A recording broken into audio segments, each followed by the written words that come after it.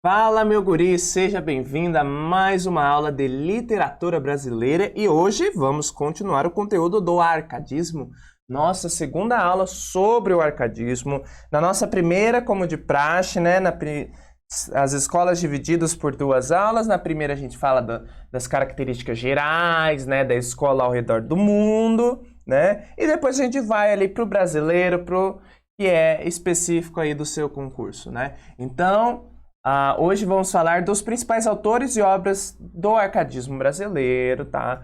Já falamos das características, então todas as características árcades da primeira parte da primeira aula vão estar nesses autores aqui. Então, se você não se lembra, volte e assista, senão você não vai entender, certo? Então, vamos aí para a nossa aula 2 sobre arcadismo, principais autores e obras. Então, falamos do que estava rolando no mundo na aula passada e o que estava rolando no Brasil em 1700. Primeiro, estava acontecendo o ciclo do ouro, né? Após o descobrimento das minas de ouro no século XVII, a economia antes açucareira do Nordeste passa a se concentrar em Minas Gerais, né?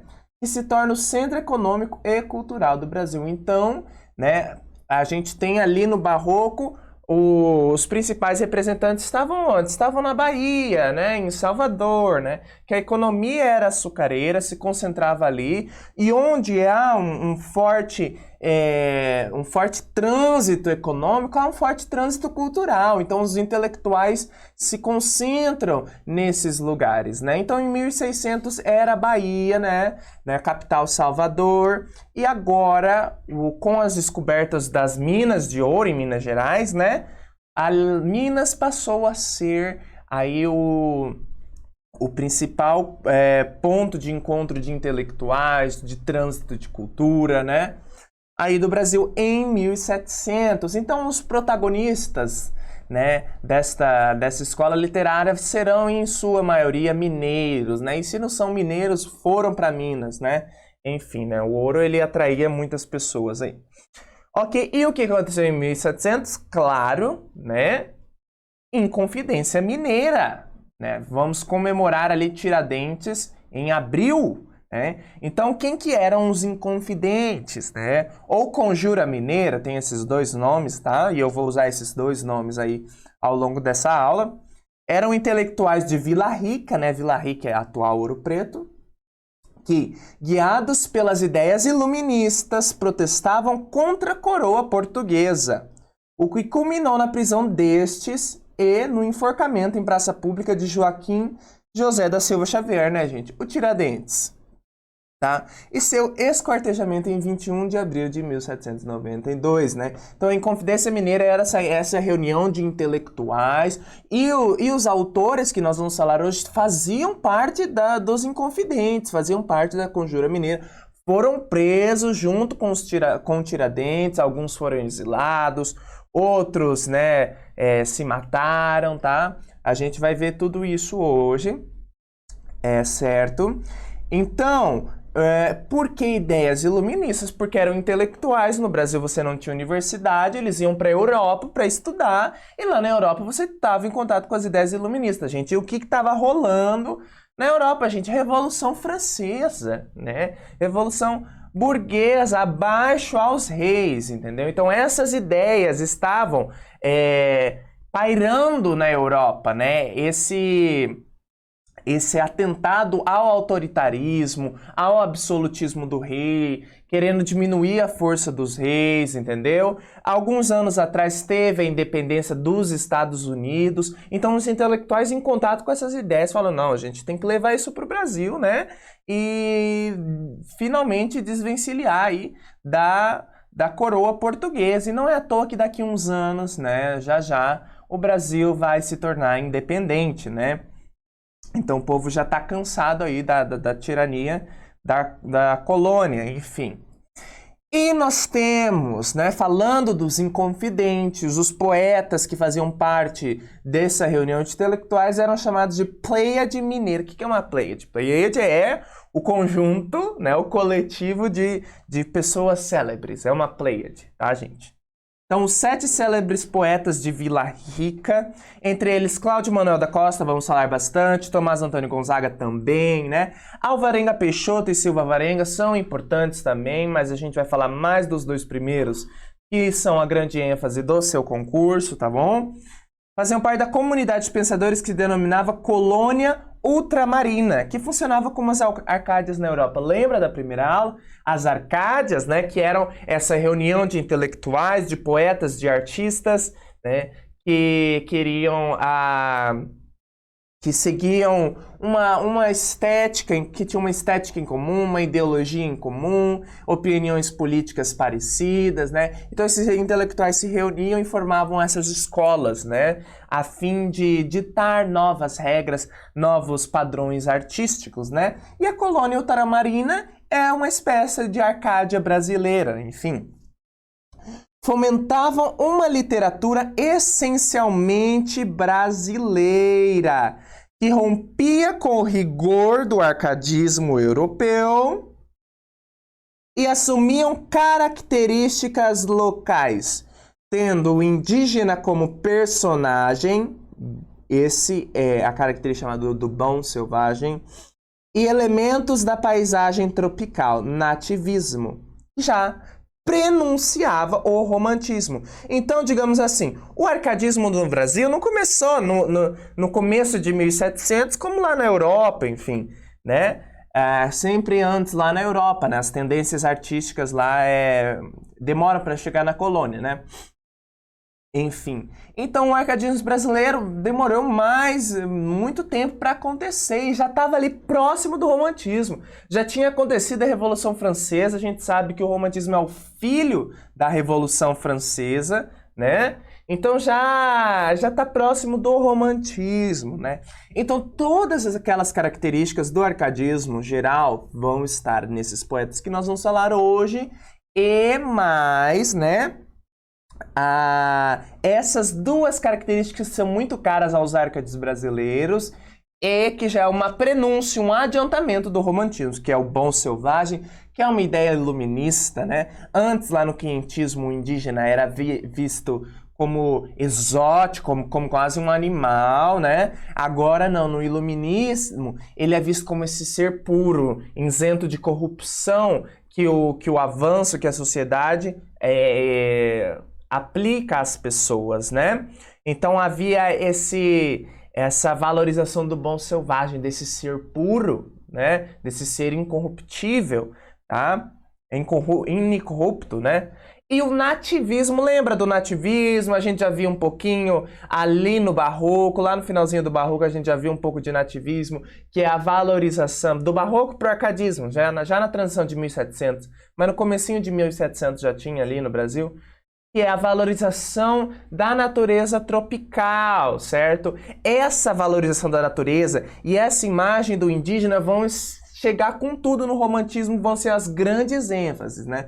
Então, a gente já está liberando o romantismo, então essas 2 imagens estarão presentes aí no arcadismo brasileiro, que são esses 2 aspectos aí que se diferencia do arcadismo geral. Mas lembrando que todas aquelas características, os lemas árcades que a gente falou na primeira aula, estarão aqui nos brasileiros também. Então, se você não lembra, volta lá para lembrar. Ok? Aqui a gente tem uma pintura famosa do Pedro Américo de Figueiredo Melo, né?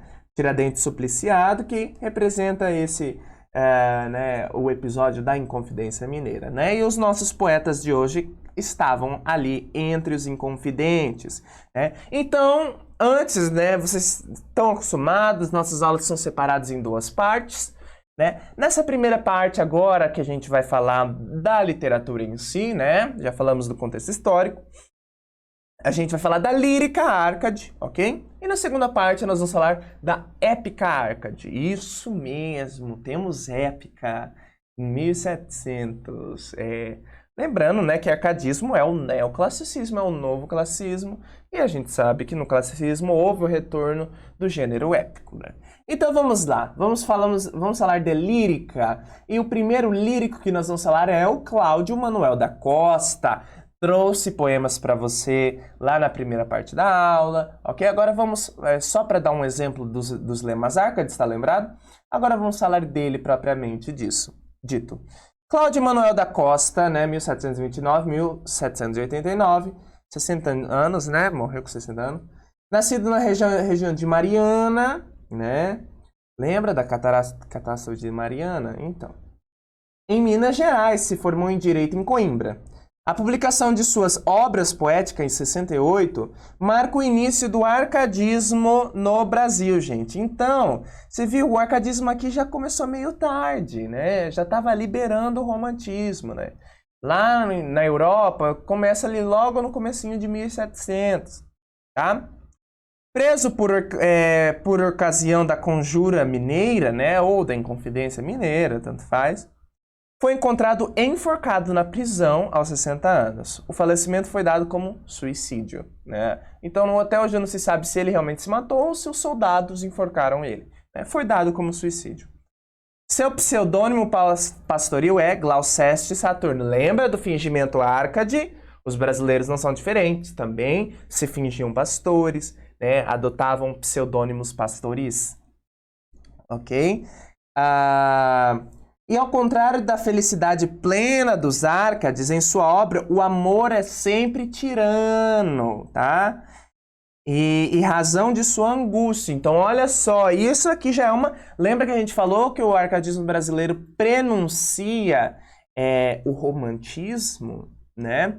Prenuncia, adianta o romantismo. O sofrimento, a angústia, o sentimentalismo são elementos propriamente românticos. Se a gente for analisar os poemas do Boccaccio lá do início do arcadismo, não havia... desculpa, do Boccaccio não, Boccaccio também já é pré-romântico. Tá? Se a gente for analisar os poemas dos poetas do início do arcadismo, lembra o convencionalismo amoroso, né? A natureza, esse lugar de paz, de alegria. Aqui a natureza, no Cláudio Manuel da Costa, reflete o que ele está sentindo, tá? Então, se ele está sentindo angústia, sofrimento pela amada, né? Porque por esse amor tirano, a natureza vai ser espelhada nisso, né?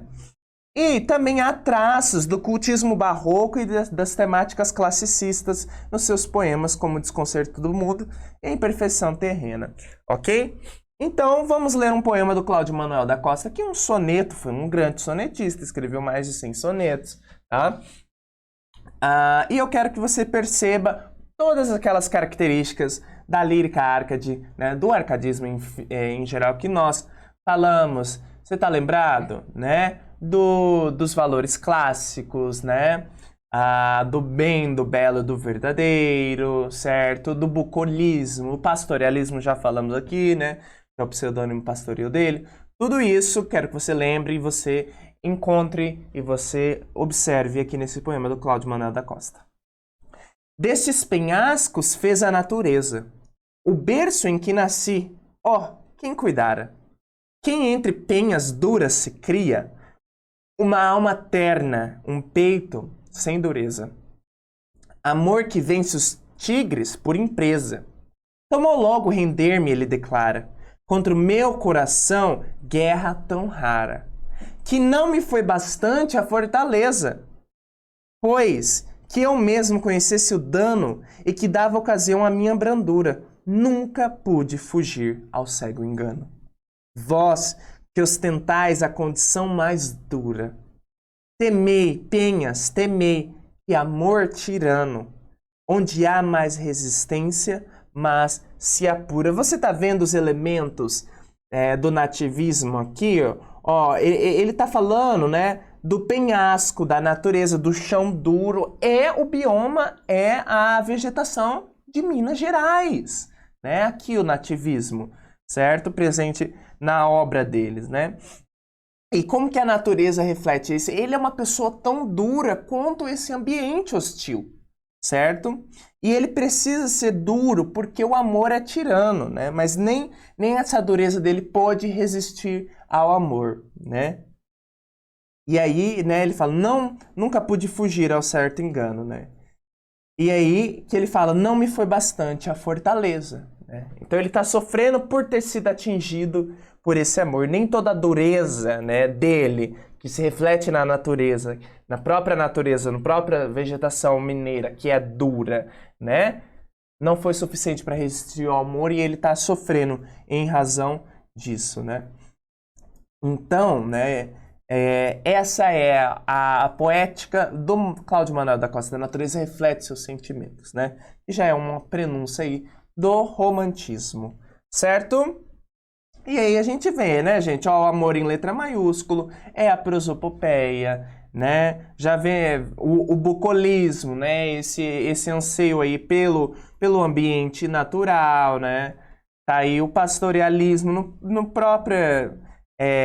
próprio nome dele, a gente já viu, Glaucia Saturno é nome de pastor, tá? E todas as características aí do arcadismo, certo? Não vimos nenhuma referência à mitologia greco-romana, ok?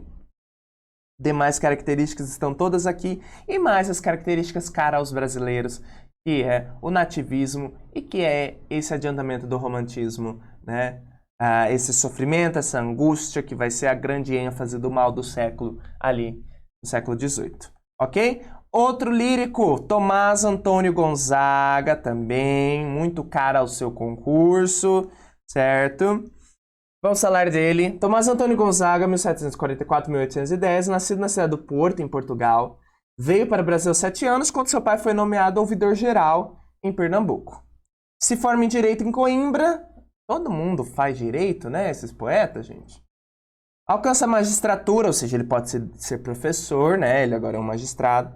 Lecionando, ocupando carga de confiança no governo pombalino, né? A gente sabe que lá na Europa estava rolando o governo do tirano Marquês de Pombal, né? Em 1782 é nomeado ouvidor-geral de Vila Rica, como seu pai, né? Vai para o Brasil, né? Volta, no caso, né? Onde conhece os intelectuais da Conjura Mineira. Após um incidente, né? A Inconfidência Mineira, é exilado em Moçambique, onde morre sem retornar ao Brasil, como traficante de escravos. Sua obra, Marília de Dirceu, é dividida em 2 partes. Ó, Marília de Dirceu, ok? A obra mais importante dele. A primeira possui traços típicos do arcadismo brasileiro, né, gente? Bucolismo, pastorialismo, né? Prosopopeia, nativismo, o indígena como personagem, tudo isso, né? Mas a segunda é marcada por traços pré-românticos. A gente já falou, o arcadismo brasileiro está próximo do romantismo. O que é? Subjetividade, sentimentalismo, amargura, angústia, né? Tudo isso está ali no no Tomás Antônio Gonzaga, desculpa.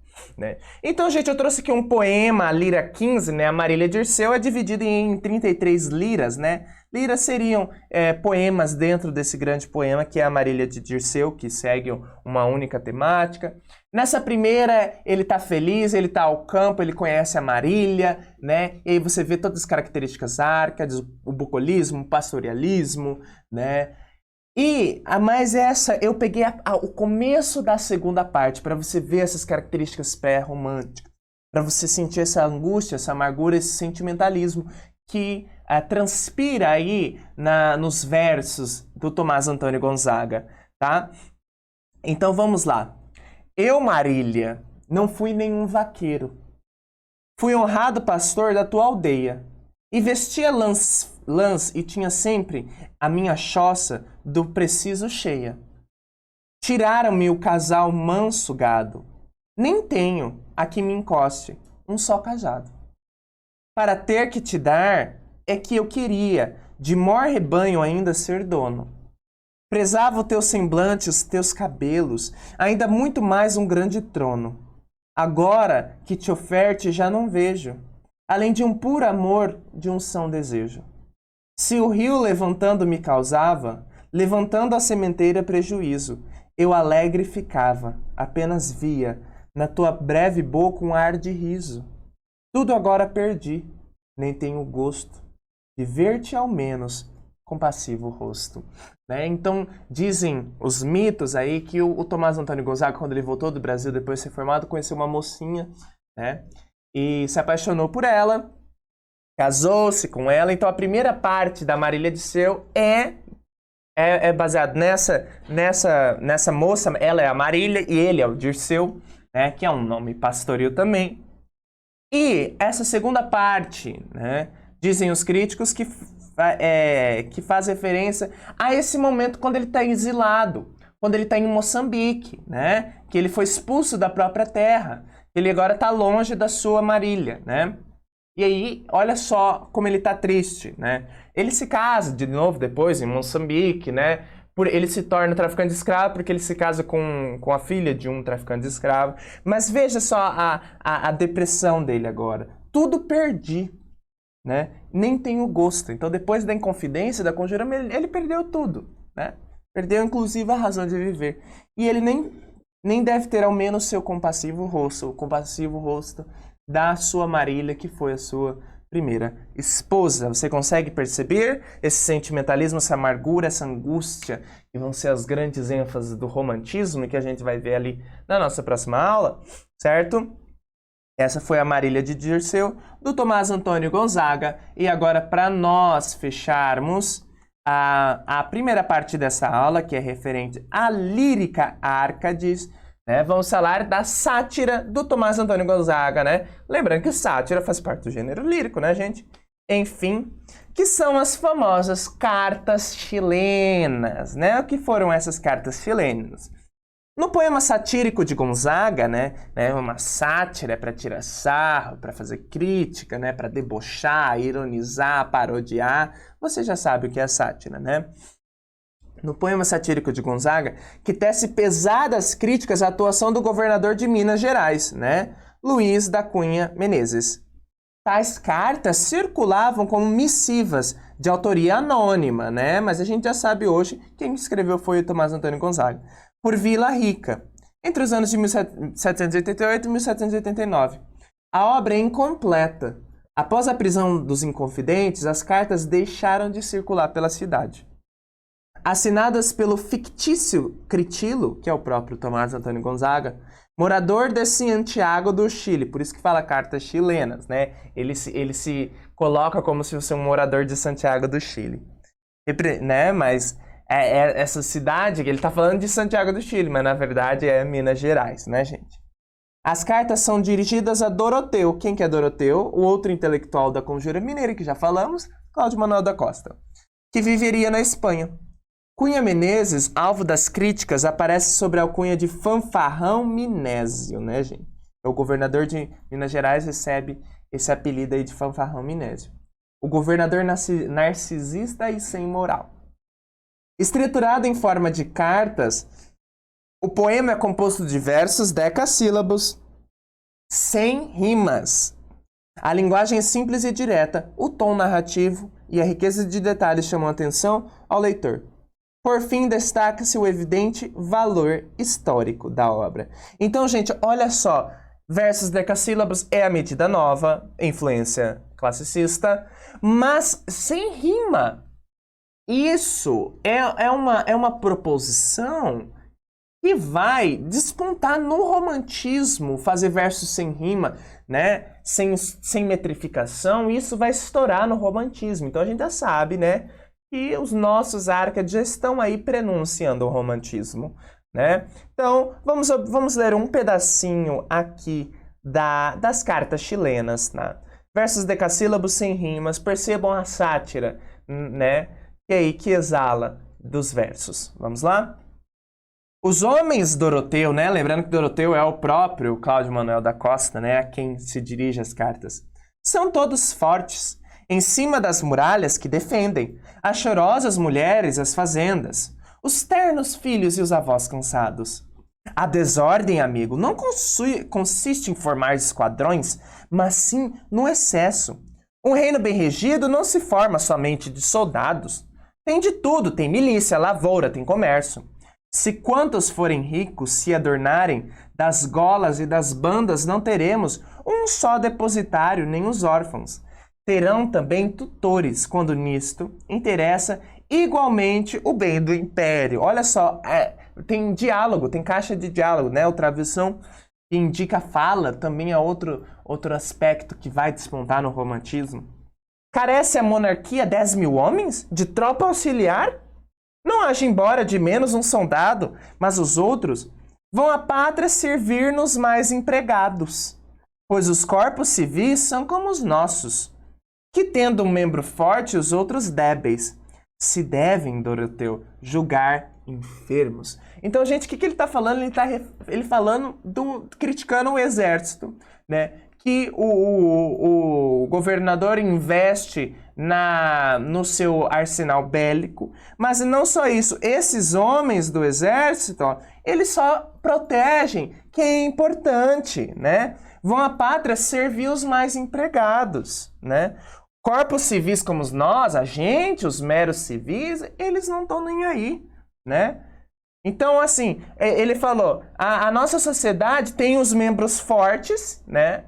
E tem os membros débeis. A população ordinária, normal, né? Ela tá carecendo na mão, porque o exército não protege elas, certo? E aí ele fala, Doroteu, esses caras a gente deve julgar enfermos, são doentes esses caras, certo? Não... Muito bem, percebeu a sátira de Tomás Antônio Gonzaga? Então nós vamos ficar por aqui. Essa é a primeira parte da nossa aula sobre o Arcadismo 2, né, sobre o arcadismo brasileiro. Não saia da sua casa, já clique na segunda parte dessa aula, ok? Onde vamos falar da épica Arcade. Tudo bem? Então, já põe aí na segunda parte da aula. Valeu, meu guri?